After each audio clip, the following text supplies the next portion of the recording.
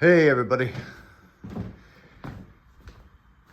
Whew, I'm tired. I just spent the past day and a half fabricating these two monsters that live right there.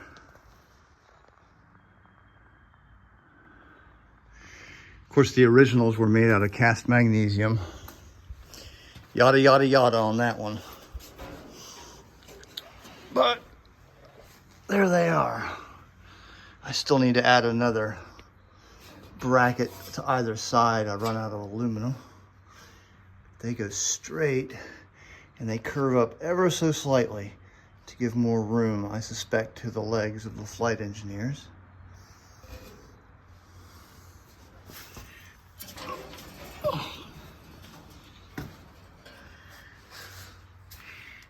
The outer facing out is where the brackets are, whereas it's flat on the inside. These are spaced 18 1/8 inches apart. So here's where your throttles will mount and your, I believe it's your mixture, and the master RPM goes here. Over here will be an interesting area. I'll have to make it out of steel. I might be able to pound it out. It's where the engine analyzer indicator goes, which I can't find any solid information on that. I just know it's round and it looks like a CRT screen, about 3 inches in diameter, I think. Next step will be to cut this frame down to 3 1/4 inches, and then I will drill holes. I think probably 2-inch holes. One right there, wherever.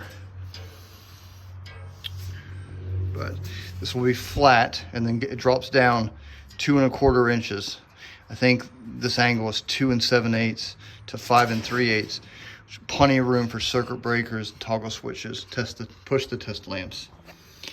The housing goes something, well, I should use that finger, something like that, and hooks to the back. Housing will be relatively easy to make. I'm going to make it out of 3 pieces of steel. But this really sets the precedence for the overall shape, because down here is this level here, and this continues over to essentially right there. I think it's straight with an angle there. It's kind of like a plateau. Of course, this is flat. That's easy. And then here is where the turbo supercharger selector and throttle, or whatever lever you call it. It's about 6 inches, and it goes in a big hole right here. This continues and then tapers like that, and then of course the analyzer, and just more push the test and toggle switches. I think on the back there's 3 beams that line up with these mounts for the shock pads. They're going to go down, down, and then, well, I lost my spot. Where'd it go? Oh, down. It's going to be a beam that runs this way, and then mounts for a shock here, a mount for a shock there, some triangulation right there. This is on the other side. This is what this panel will sit on. And then the same over here on the other reverse side is going to be a beam. Let's go. Oh boy. Let's go back here. Still a bit of a mystery as to what lives here, other than a beam with, I think, shock pad here. Something here. This beam, like I said, will be cut down to 3 1/4, and then there'll be a platform with triangulation here, leaving room for the maybe there. Then you have a riser so you can access your screws, and then there'll be a shock pad, a shock mount here, same here and there. And that,